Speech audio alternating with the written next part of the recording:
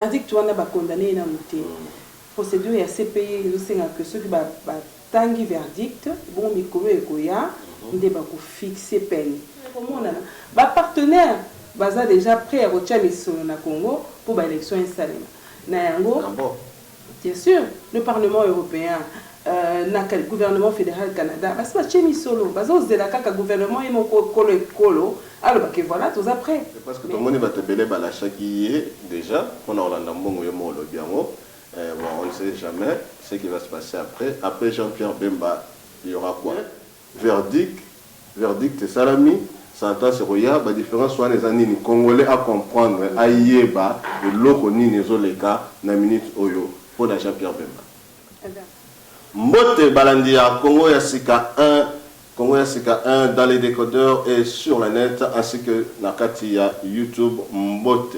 Donc lelo na ye awa lisusu et pas ya MLC Oezali parti ya Jean-Pierre Bemba Gombo.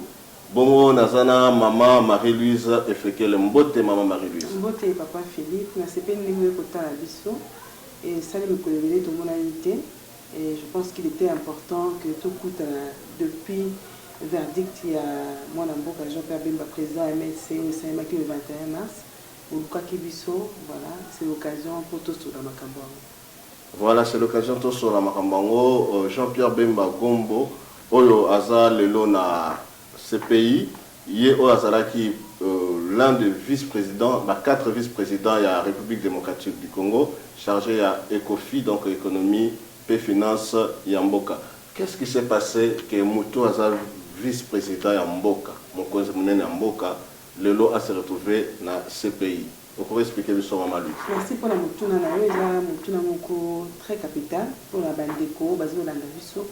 Il y a un peu genèse, il y a arrestation à Jean-Pierre Bemba Lenini et Salimaka. Jean-Pierre Bemba Bakangi le 24 mai 2008 à Wanamboka, où est-ce la Belgique. Et Salima Kindengeni. C'était sous un mandat scellé, il y a Cour pénale internationale, on a Koluka Kana Jean-Pierre Bemba. Mais le coup à Belgique, État parti, il y a CPI, Netiba État épelé, il faut que CPI, les État épelé, na Katina Yango, à peu près 124 États, où ils sont membres de la Cour pénale internationale, RDCP le Kola, République centrafricaine le Kola, Ndesika, Jean-Pierre Bemba na Belgique, na les Camerounais. Lobby que Jean-Pierre Bemba, entre 2002 et 2003, à Tindaka Basodanae, et MLC, Bakende, comme ça, le président Patassé, Ozaki, démocratiquement élu à l'époque, à Tindaki Bakende, parce que le pouvoir en général Bozizé, on Bande Bazaki Kopunda. Dès la demande du président Patassé, à ce Jean-Pierre Bemba qui est pour Sungaye, n'a pas militaire pour la rencontre de Sakine à la Boka, pour la dengue qui est l'élection. Mais demande où les Aïkara à Patassé et Moroté, il y a communauté économique et monétaire, il y a Union africaine à l'époque CEMAC, puis il y a Bango à Tindaki peut vous connaître pas Jean-Pierre Bemba à Kende pour ça sa présence Patassé. Mais bah tout le monde Bango mituna ni Bemba za congolais à côté Makambu ya Centrafrique. Et ça les mine. Dans ce cas, c'est Jean-Pierre Asunga exactement. Et ça est qu'il y a une officialité dans le moment où Jean-Pierre Asunga pour une pandémie en tant que nani. Parce que tu y es que le moment où il est considéré rebelle. Donc en tant que rebelle, non seulement rebelle, Azaki considéré net responsable en entité moko périphérique. C'est-à-dire il a dit que dans le moment où on a Congo Azaki pour participer à l'accord à Lusaka où il qui cessait le feu entre toutes les parties où il y a la rébellion entre Congo gouvernement central où il dirigeait à l'époque na Laurent Désiré Kabila Jean-Pierre Bemba la rébellion Baroubé Wapé la rébellion mais bisika bango bazalaki ba entité wana bazali occupé et ça qui est considéré comme des entités périphériques. D'ailleurs même en ce moment là et jamais d'État SLMaki la partie Équateur ils sont considérés parce que l'administration est tenue par Jean-Pierre Bemba. La campagne de vaccination SLMaki donc il avait le pouvoir de fonctionner comme un État, dans un mini-État. Ok? Donc c'est sur base de ça, de quoi il y a la communauté internationale, c'est le Cameroun combattant et il y a Sur base de ça, il va senga qui est à quel doit porter moi main forte naé na bikambo ya ki na bangi. Yango wana des gens Pierre Bemba Kendeki kocha Loboko atindi ba soldats naé à peu près 1500 hommes ou ba kende kocha maboko na patasi na bitumba o ezai ko bunda na buziki. Donc sikoyo likolo nango bakangi. Likolo nango. Comment sikoyo bango basenga kiye? Et donc, ce qui veut dire que... C'est ça la grande question. C'est ça la grande question. Makamusu eza na se. Yango le photo lo bango polele. Na ebiso ki batu bazo la biso ba yebi que à l'époque, il n'y a pas que les militaires de Jean-Pierre Bemba qui avaient été donnés main forte à Patassi. Il y a eu des Tchadiens. Il y a eu les forces loyalistes. Il y a Ange Félix Patassi Yemoko. Il y a eu également mercenaires Cobra et Congo Brazzaville. Il y a Denis Sassou Nguesso. Il y a Denis Sassou Nguesso. Ndengeni et Salema que Bakanaka à Jean-Pierre Bemba. Parce que dans la période il y a 2001, presse internationale est comme déjà pour le Kambango, mais on incriminait directement Jean-Pierre Bemba. Et si que le procès est politique, parce que les politiciens oyo ya mitema mabe oyo balingai kolongola Jean-Pierre Bemba la scène politique congolaise bakotaki na kati ya masolo wana. Qui peut fédérer une personne susceptible d'avoir commis des crimes devant la Cour pénale internationale? C'est des partis États, des États partis. Congo a été parti, Centrafrique a été parti. Profiter na yango, créer montage, bimisi soi-disant la victime. Donc, on a précisé que oh, les gars qui sont en Centrafrique, ils les Kalelo dans le monde entier, viol, crime, tout ça contre Jean-Pierre Bemba pas contre Makambouane. D'ailleurs, tout ça pour avancer, on a expliqué que Bemba a Yokaka, qui est militaire, qui a crime, a sanctionné Batouana. Mais il faut encore prouver que c'était des crimes. Ils ont été sanctionnés. Mais il faut encore prouver que parmi les forces nyonso qui kuna Jean-Pierre Bemba mutu d'aba soda na ende ba kometa ki ba crime wana. Non, la minute sikoyo il faut encore prouver. Donc la cour pénale c'est la façon dont Jean-Pierre Bemba se défendre. To en tout cas défense c'est ça qui nous sert à nango. Banda procès oyo banda qui na deux après 2008, après arrestation d'ailleurs, il faut voir que l'accusé qui est sous article 25 de la Cour pénale internationale au niveau de la responsabilité individuelle. Que Jean-Pierre Bemba est responsable, il y a Makambo, l'État qui est dans Centrafrique, ou bien Azaki na kati commission de crimes, il y a Ange Félix Patassé, Babongisaki Makambo, on a pour Babouma, citoyen centrafricain. Non, Maître Kwebe. Ouazaki, membre de la défense, et Jean-Pierre Bemba, à l'Obaka, une audience en confirmation des charges, à Tony, procureur. À ABC, je mets au défi le bureau du procureur d'apporter des preuves au-delà de tout doute raisonnable que Jean-Pierre Bemba était dans la commission des crimes. Heureusement, grâce à l'intervention, les charges ont été requalifiées. Jean-Pierre Bemba, sur base de l'article 28, où il y a responsabilité militaire. Donc, il va dire il y a le chef militaire, à sur place, il y a obligé à veiller le comportement, il y a un soldat, ce qui est tout à fait normal et ce qu'il a fait. C'est ce qu'il a fait. À Salani, à Tinda, courrier, na autorité compétente, il y a un beau kawana, si tout se passait bien. À Tuna, ce qui moral et Basodan et Zamalamu, Basakolia Malamu, parce que Yim Tabi Bangote. D'ailleurs, en ce moment-là, Azaki na Centrafrique, pour un accord global et inclusif, Taou Lukapé na Kati et Congo avant gouvernement 1+4. Donc, il a fait toutes ces démarches-là pour prouver qu'il ne commandait ni de près ni de loin. Et même s'il en avait les possibilités de le faire, il était incapable de mener une opération militaire. Mais toutes ces preuves-là que nous avons fournies, Bamukano Totinda qui n'a représenté un FIDH à l'époque, Azaki na Centrafrique, ça n'a pas été considéré par les juges de la Cour pénale internationale. Pourquoi? Mais c'est ce que nous essayons de savoir. D'ailleurs, après verdict, Wana Nenge Toyokaki, et ça les militaires qui ont causé la rendre verdict, le Jean-Pierre Bemba coupable, et bah crime oyo et ça m'a qui na Centrafrique des qui depuis quelques jours bah avocat il y a Bemba bah ça lui appelle pour tout contester sur le principe même de la culpabilité. Nous ne pouvons pas accepter cela parce que nous avons fourni des preuves. En dehors, il y a des preuves que tu as une autorité compétente, tu es commis là qui pour s'enquérir. Bon, parce que je me mets dans la peau du MLC, c'est le président de mon parti. Évidemment, donc, vous êtes la représentante. C'est ça. Donc, MLC à Belgique. Voilà. Donc, à tout le signal à ceux qui nous suivent, au Bazon Anabiso. Donc, Maman Marie-Louise Efekele, représentante, secrétaire fédéral, c'est ça? Oui, on peut dire ça. Secrétaire fédéral, il y a MLC Belgique, donc il y a un chargé, dans ma réunion surtout au Italie, parti à Jean-Pierre Bemba. Allez-y, maman. Donc, Tango, tout le monde qui est le premier ministre centrafricain, le représentant, il y a FIDH Nabangi, le représentant un secrétaire national des Nations Unies, Nabangi, général Sissi à l'époque, il fallait qu'il Bemba a veillé suffisamment, il fallait qu'il y ait ça la plus. Dans mon ici, quand on voté dans la statue de Rome, il fallait faire plus. Non. Mais poursuivre parce qu'il n'avait pas veillé. Mais il y a veillé à qui? Il y a ça la plus. Ici, quand il y a Kabal Mourezan la carte, il y a dossier haut.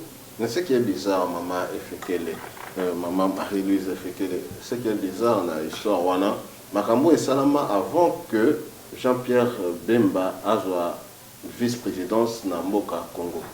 Alors, pourquoi est-ce que, question de M. pourquoi est-ce que Bakangara était avant Akoma vice-président dans Congo? Oui, parce que ça l'a mis entre 2002 et 2003. Je pense que 1 plus 4, c'est à partir de 2003. Et pendant ce temps-là, qui était en exercice. En fait, il y a un toujours des politique. Baseli, il y a vice-président. Au côté de l'élection, Jean-Pierre Bemba. Mais est-ce que Jean-Pierre Bemba dérangeait qu'il pouvoir en place il y a Kabila parce que c'était le leader incontestable où il fallait qu'il y ait un président il y a un beau cannabis depuis 2006. Mais tant que toujours la politique parce que nous avons des sources sûres que le gouvernement Nabiso, tous les membres du gouvernement Nabiso ont participé à la commission. Donc, autrement dit, MLC, ils ont accusé le gouvernement congolais. Mais parce que nous avons des éléments, des échanges, des mails, où nous avons trouvé que les membres du gouvernement ont financé des ONG centrafricaines. Ah bon? Mais oui. En tout cas, ça c'est MLC, donc ça n'engage que l'MLC, parti à M. Jean-Pierre Bemba Bombo, où ils ont représenté ici dans le plateau, et pas à maman Marie-Louise Efekele. Mais si seulement si on est dans la mathématique, Jean-Pierre Bemba, moi, Namboka, Batubalingi, Namboka, Batubalingaki, Jean-Pierre Bemba, Bengaki, Igwe, Namboka, Tomonaki, Makambouni, Lekaki, Azalaki chargé à économie et finance et Namboka. Et là, on est dans la matière, pendant Zalagi na poste, pour les lots, Congolais peuvent être sous la moi, Misso et Panaye. Nous n'avons évité ce qui est aux la période, mais bien une stabilité monétaire au temps où Jean-Pierre Bemba est confine. Billet à 500 francs, Banda et Bimaka, Tita ou mandat ou qui a 1 plus 4, tout cas que changer à ta monnaie mon côté. Mais le lot, tu as commis 10 000 francs, 20 000 francs, tu dépasser même. Donc, nous avons évité les Amboka Moko na Congo, ça est marqué par la biso. Tu as monnaie en déngo, tu as vendu en Belgique. Bandana yaga en 2008, na tiki, na moni changement à billet. Tu ne peux pas changer moi et l'embois, na billet, mais jamais tu peux escalader monnaie na modèle au Salemar na Congo. Mon solo yango des thermomètres économie en boka. Mais et ça scandale financier pour Namboka na biso. Pour Nangai, Jean-Pierre Bemba ça que ça m'a cassé, surtout en termes de stabilité monétaire. Et à niveau il y a international, il y a le Banda. Oui, mais Jean-Pierre Bemba qui n'a pas représentant, le Banda. Je peux prendre l'exemple du consulat de notre pays à Anvers, où le docteur Mbouren l'a tenu de manière très élogieux parce que tout le monde en parle encore aujourd'hui. Il y a une stabilité au sein du consulat de la République à Anvers. Donc, des éléments du MLC ont laissé des traces très, je vais dire, magnifiques. Et c'est pour cela d'ailleurs que l'on réclame le retour de Jean-Pierre Bemba au pays et pourquoi pas demain comme président de la République. Et oui, pourquoi pas demain, M. Jean-Pierre Bemba Gombo comme président de la République, étant donné que l'élection est prévue pour cette année. Les gens se posent des questions s'il y aura élection ou pas. Donc, comme tout le monde est devenu mathématicien, si seulement ici que le dialogue a lieu, donc, c'est comme une problématique. MLC a une par rapport à l'élection 2016. On corrigé moi oui, oui, la limite de mélanger dialogue et élection. Pourquoi? Ce n'est pas d'actualité. C'est ce qui s'est fait en fait. Mais c'est l'actualité au niveau de la majorité présidentielle. Exactement. Pas au niveau de la République. Parce que nous, on s'en tient aux écrits noir sur blanc dans la Constitution. Kabila est à son deuxième et dernier mandat. Constitution, nous te bien. Il y a un Européen qui a promu. Donc, toujours il y a une élection, toujours il y a un dialogue. Il y a un message à MLC. Mais qu'est-ce que vous faites? Qu'est-ce que vous faites? MLC la nini, la élection adopté parce que langage de la carte Kinshasa. MLC langage de la carte Kinshasa, c'est vrai, MLC est un membre de la carte, il y a bureau à CENI, mais monter à sa CENI, ma coquille pour organiser l'élection, et le gouvernement. Depuis le vote qui budget, il y a en 2012, Tena Lelo, Mbongo, il fallait allouer la CENI et coquille nanté. Donc MLC en CENI. MLC est en carte CENI. Ah, la carte CENI. Tout ça, la question radio, la carte CENI. Mais MLC, il a fait sa ramonson na CENI pour organiser l'élection. MLC, en parlant du MLC en question. Est-ce que aussi sinon la question est l'élection? Si, toi la carte, toi tu tiens entre parenthèses. Toi la carte question on a dialogue. Mais MLC en obino ba miso supposa la carte CENI, miso supposa na palais du peuple, miso supposa par-ci par-là. On dirait fief, vous trahissez votre président de temps en temps et de temps à autre. Il y a un jeu de mots, peut-être traître ou bien ancrage politique, il y a des obanguissa, la politique. Bon. Il y a un beau cannabis. C'est de l'ancrage politique, nous sommes dans toutes les institutions parce que nous avons des bases électorales. MLC qui est dans l'élection en 2006 et qui est en 2011. Tout ça n'a pas politique, il faut tout ça partout contrôler l'institution en beau cannabis. Ce qui est l'autre aux athées, tout côté qui l'a mis ça. Donc quoi politique et MLC, on te bosse non. Tu es biqué. Non, mais c'est surtout entre vous-même, MLC. Donc on voit aujourd'hui M. Olivier Kanita, du MLC, demain de G7, donc on dira que côté les autres choses, comme on dit, mais tous toujours poste MLC, donc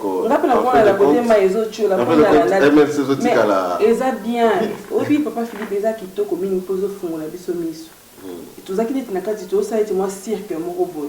Ba yi ba accompagner président MLC Jean-Pierre Bemba, ba outili na ki camaraderie, ba sali rébellion, ba comme na Kinshasa, ba moni réalité musu ba bi ye papa na na misolo.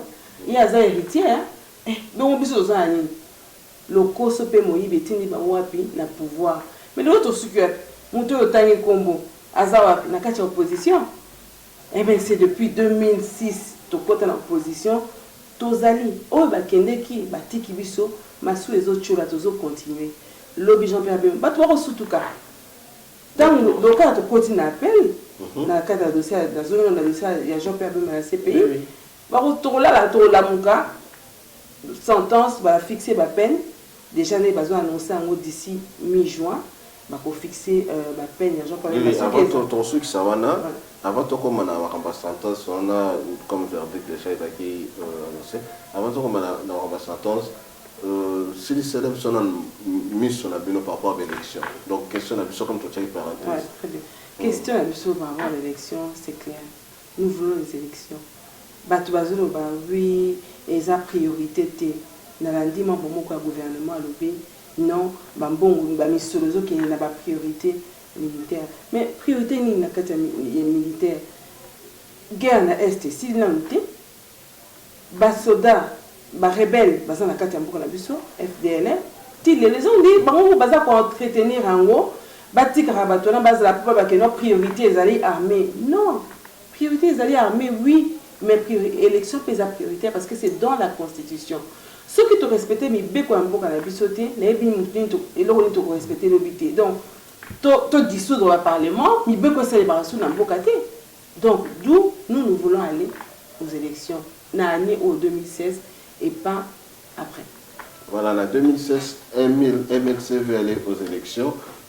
Quelle est la priorité de MLC dans le moment où vous voulez aller aux élections? Priorité de MLC, aller aux élections avec un candidat au hasard emprisonné quelque part, ou priorité de MLC, libération de Jean-Pierre Bemba Ngombo? Mais le prisonnier dont vous faites allusion, c'est mon président. Exactement, je l'ai dit. Mais il n'est pas déchu de ses droits civils et citoyens. Donc il peut être président là où il est. Justement, tout à l'heure, je voulais parler de la sentence. Tous est là, d'ailleurs, on a même appel ou à autosénie. Et ça pour nous contester, principe on a culpabilité. Parce que on a une tâche on est na président à MLCT. Pour la nuit, à ça qui est mon côté. À Tindaki Basoudan, il y a eu des Libyens, la Tanga qui on est balayé des Tchadiens. La responsabilité n'est pas à mon côté. C'est impossible. Il faudra que cour et revoir jugement wana pourquoi? Parce que Jean-Pierre Bemba a un espoir et congolais nion surtout. Donc tâche on est politique à la carte de la vie na carte de vie été. Oui, tâche on est politique à la carte de vie à Jean-Pierre Bemba yé mon côté bazaré belé nenge bande robozolanda bokenda ki bokila bobomi nyama nyamezongi bokaboli moto na moto aliaki komi na tango ya kofuta ekomi ekoleli moto moko wana eza licence mpona baoyo bazolanda boyoka bososola. Mama Marie-Louise Efekele, lelo tozwi touche mwa point moko awa ya bandeko batika bino. Lelo oyo MLC eza constitué ndenge nini? C'est quoi vraiment osature nango? Eza nini banani baza banani na kati ya MLC? Qui est qui représente qui fait quoi na kati ya parti na bino MLC? Il y a Jean-Pierre Bemba Ngombo. C'est une question très importante parce que je vais rentrer dans la structure du parti. Donc le président du parti est Jean-Pierre Bemba. Il avait un mandat de 5 ans qui prend d'ailleurs fin cette année. Donc, il faudra passer en congrès pour renouveler le mandat du président du parti. Alors, après le président du parti, on a un secrétaire général qui est Madame Eve Bazaïba, qui est accompagné de 4 secrétaires généraux adjoints, l'honorable Fidel Babala, Maître Alexis Lenga, Monsieur Ramazan Ibaya et Monsieur Jacques Louwana, qui est député national. Et donc après, tout ce bureau exécutif national, il y a aussi des secrétaires nationaux qui sont chargés de plusieurs départements en RDC. Donc il y a chargé de communication, il y a chargé de plusieurs départements, comme je dis. Donc, et puis il y a des présidents fédéraux qui sont chargés des circonscriptions fédérales, Lukunga, Tchangou, Moamba, Funa. Et après, et puis il y a la fédération extérieure. Parmi les fédérations, il y a la fédération extérieure dont je fais partie. Donc ma représentation du MLC Belgique fait partie de la fédération extérieure qui est dirigée par M. Mbungani Mbanda Jean-Jacques, qui est secrétaire national chargé des fédérations extérieures, de la fédération extérieure et donc des représentations extérieures. Donc c'est un peu comme ça que c'est structuré. Il y a aussi des présidents communaux. Ouais. Sur place même en République démocratique du Congo. Ouais. Voilà, donc là, vous avez entendu Boyoki, Maman Marie-Louise Efekele. Aujourd'hui, si Jean-Pierre Bemba n'est pas là, et que le Congrès est voté du sauté, le vôtre bien sûr, le Congrès Nabino est voté sur ce monsieur Jean-Pierre Bemba. Nani Barosa la chance, on a représenté MLC. Est-ce que Rosaline, c'est sa partie autres enregistrements na moment un peu que non fuka Jean-Pierre Bemba za président pondé comme ngana sali plan na ngana tika na plan nga ne to mona mona na ba parti misusu ou bien mutu misusu peut encore remplacer Jean-Pierre Bemba parce que tout le monde déjà honorable bazana ba F Bazaïba ba tebele na c'est pas la question là mais la raison c'est autrement Mais tu était sous un père de famille, je suppose. Oui, donc, il y a les Kama, ok, donc famille de Wabosagno. Ah, donc c'est quoi MLC, donc le MLC, papa et maman. Le MLC, c'est une famille politique. Non, mais. On parler sur l'élection. Responsable de la famille, et Jean-Pierre Bemba. La famille passe à l'élection, papa. C'est Nazoya. La famille passe à l'élection, papa, tu as papa. Papa, tu as papa, mais tout le monde. Surtout les camps où il y a ils ont enquêté. Mais congrès. Même si mon papa, mon famille, a oublié que le botanaï est zinda. Ok? Le quoi nga za alikama ale bobo makara famille ngo ale bobo mabana bocha bango non jamais. Même Jean-Pierre Bemba moko sika vandi abi que famille na ife matali boso. Pour biso to va futur cadre le MLC c'est un parti du gouvernement. Donc to mata na Bemba biso so matali boso. Donc il sera désigné un nouveau président du parti lors du congrès. Mais tous les ans, il y a congrès. Le congrès, c'est pas un parti État. Le congrès, c'est je ne peux pas me prononcer. Non, mais tout justement, exactement, nous, le bon congrès, c'est la même. Parce que tout le monde va te béler à l'achat qui est déjà. On a Orlando Mbongo, le bien. On ne sait jamais ce qui va se passer après. Après Jean-Pierre Bemba, il y aura quoi? On ne sait pas. Après Jean-Pierre Bemba, quand? Sur le congrès pour y être, par exemple. Non, mais il reste membre du MLC et membre fondateur. Il y aura qui comme président? Mais le congrès n'a pas encore eu lieu. Nous attendons. Au cas où Jean-Pierre Bemba n'est pas voté. Mais tant monsieur peut se côté MLC, il faut qu'on président MLC pour aller MLC la famille et ça parti moulin pour la Congolais. Je ne suis pas politicien, je ne fais pas la politique, chers téléspectateurs de Rolanda. Docteur Philippe Kissoto, que je suis dans sa politicité, dans sa politique. Donc, je suis là. Mais lundi politique, on s'intéresse, donc il faut suivre de temps en temps. Nous suivons tous en abonnement, il y a toujours des informations parce que nous, besoin de diriger, qu'on le fait ou pas, besoin de diriger, on est lobby, donc sauf vous s'occuper de la politique, s'occuper de la bino. Voilà, ça l'appelle la bino chers téléspectateurs et peuple congolais, de vous occuper de votre politique à Mbo, la bino. En tout cas, l'autre c'est prêt à faire l'émission dans l'Ingala. Tout le Belabino, tout le Balamboka, pour la Solisa, au Nini, et c'est passé dans la famille MLC, autour il y a monsieur Jean-Pierre Bemba Gombo. Marie-Louise, maman Marie-Louise Efekele. Aujourd'hui, MLC, aujourd'hui, élection, aujourd'hui, dialogue, aujourd'hui, Jean-Pierre Bemba à la prison, aujourd'hui, verdict. C'est quoi, à quand la sentence? Parce que Batebele va condamner Jean-Pierre Bemba, Jean-Pierre Bemba, et Sili Abou Pia. Mais il s'agit de Jean-Pierre Bemba Abou ou Pia, ou bien verdict et salami. Sentence roya, la différence soit les années congolais à comprendre, à yéba, de l'eau ni les oleka, na minute oyo, pour la Jean-Pierre Bemba. Un verdict, merci, papa Philippe, verdict, tu en as. Verdict et l'obinini, sentence et la tinini, comprendre.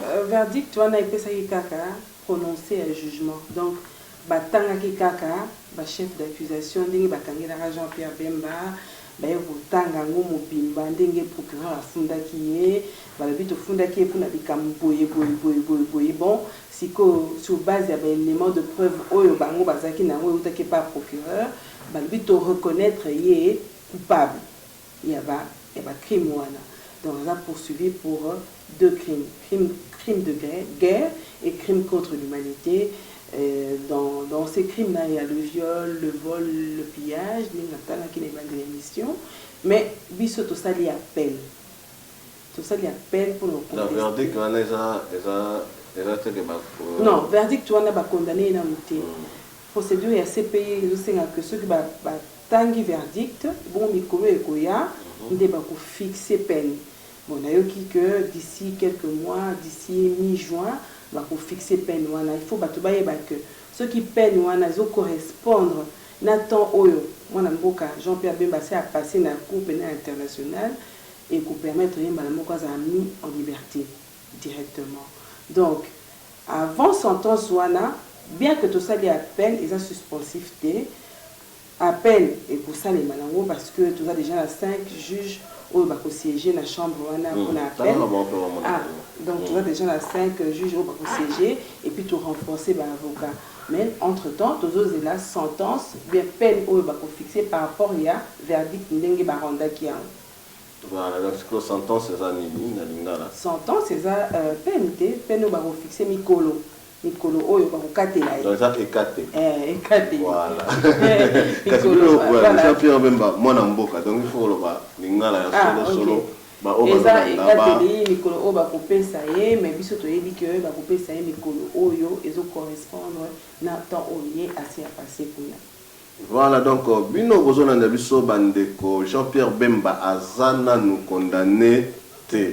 Donc Jean-Pierre Bemba Gombo azana nous condamné te. Ndenge boyeki mama Marie-Louise alobi soki bakateli et katelo wana babengi sentence soki bakati bakotala pe mikolo boni oye alekisi na kati ya boloko esika azali soki to correspondre à kozala libanda. Donc c'est-à-dire que tout est possible, toutes les cartes sont en jeu. C'est ça. Donc rien n'est perdu, rien n'est impossible. Un dernier mot, maman Efekele Marie-Louise. Moi, Liloba Souka, moi communiquer, moi message pour n'avoir balandi yo, lelo balandi biso, lelo na nzela ya Congo ya sika. Liloba Souka ezaka kosenga o merci ningi na wutu koloba wa.